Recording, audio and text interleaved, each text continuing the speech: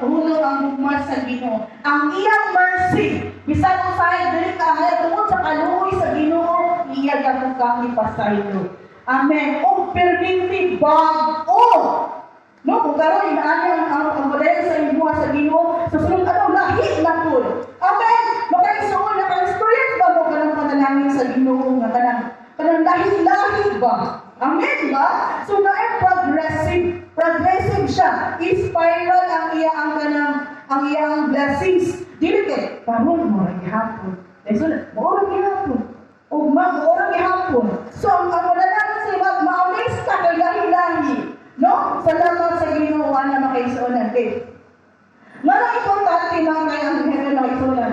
Adunay tinuod ng premium dadto. Unsa ka man nga premium? Sa Revelation 22:4-5. And he will sing his praise and his name will be on their foreheads. There will be no more night. Wala na'y gabi. Oh? And they will see his face.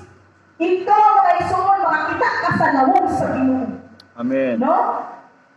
Sa unang pananaison, sa si Jesus Christ, no, sa flesh pa silang Peter, silang John, sa Angel Apostle, nakita din sila sa lawong yun ni Christ. Kita kay naawan ka karon sa moment, wala ka mata sa old times. Wala din ba'y idea. Mumya lang, salamat sa Ginoo, wala pa inanang technology. Kaya kung kapay picture sa una, nasimba na. Muna imagine na rin sa rin sa Ginoo. Sa ilaw sa Ginoo, yung ari dito. Bumog ang gamay, bumog, pamataka na figure out. So muna isunan, kanang moment, makita niyo nawong sa ang nang sa Diyos. Excited ba na? Ikaw si Kristo. Just, praise God. Then you will see His face, and His name will be on your foreheads. Kanang imong agtang, masulatan ng ngalan ni Jesus. Praise God! No?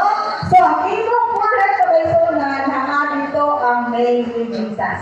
There will be no more nights. Wala na gabi. Okay, they will not live to light a lamp or to light the sun.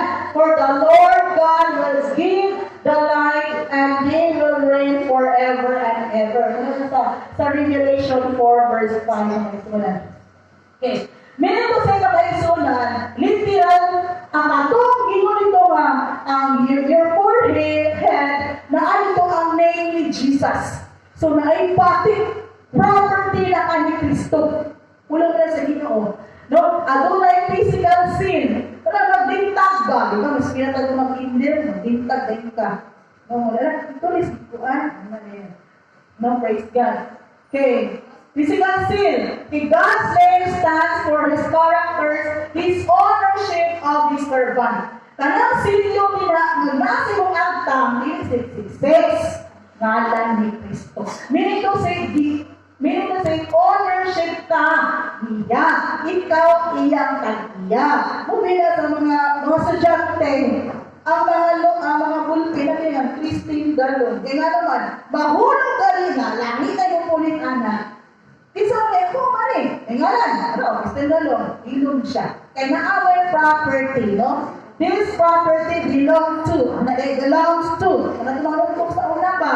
Naagulay ngalan ni Soon. So, you exercise ang physical sin. No? When you say you are ownership ka sa Ginoo. God's name on our forehead means that we belong to God. No? It will be quite evident publicly that we belong to God. Property na ka sa Ginoo. So, kung property ka sa Ginoo, wala na makapanag-iya malain. Amen ba? Amen. Presently, naan na karon. Karon ba? Siguro, wala na nakita din rin. Jesus dinhi. Presently, ang Christian kaisunan, naan na silyo sa Holy Spirit. Sabi muna ni Pastor, mga wala ni about sa Holy Spirit. Nung pag-baptism sa Holy Spirit and so on. Sa Ephesians 4 verse 30. God seals us until the day we go to be with Him. The sealed day is invisible. Ito Di ba atong na-experience ang pagkamuha sa balay ng Espiritu, kana maka-speak kang tongues, kana sino na ng property ka sa Ginoo. Amen ba? Atong paning ang bukod makaisunan na maka-experience ka no, sa these last days. Great awakening revival. Kana revival na kaisunan, ang imong sulod ba na dili ka kung tinto? No? Dili ka kung tinto nga. Hinagpan eh. Amo share. Gulis pala yun. So na-revive ka sa mayang lipo. Sa mayang lipo na. Ang pinong mga fellowship, mga unsa ng mga kantra, pag-uli na dasin na perminti, makikita na sa strategy nga. Huy, mga tuto, maghimong taani. Praise God. Nakalala na something sa ilang sunod na awake ba nakamata sila, awakening, no? Awakening sila ng spirit.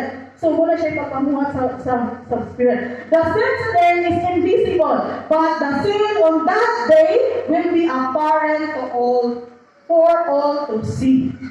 No? So ang pagpamuhan, ang mag-experience sa baptism sa Holy Spirit sa kaisunan, that is sealed today. Naa sa imo anak karon. Silyo, no, wala na sealed. No, nakita mo, saan silyo? Brand, sa kanya siya, sa buta na brand. No, brand, kung saan gusto ni mga sakyanan, kanang Toyota, tenido kay mga pisa. Inaana ba mo ang silyo? Insa ba mga silyo? Anak ni Jesus. Kristo, silyado ni akong kinabuhi ni Kristo. Amen. Kung wala gusto ma-experience, bakit atong kanimuhan mag-experience, that we will experience this in the last days, ang pagkamuhat sa balaang Espiritu. Kaya mo lang mo siya i-ignite sa inyong spirit.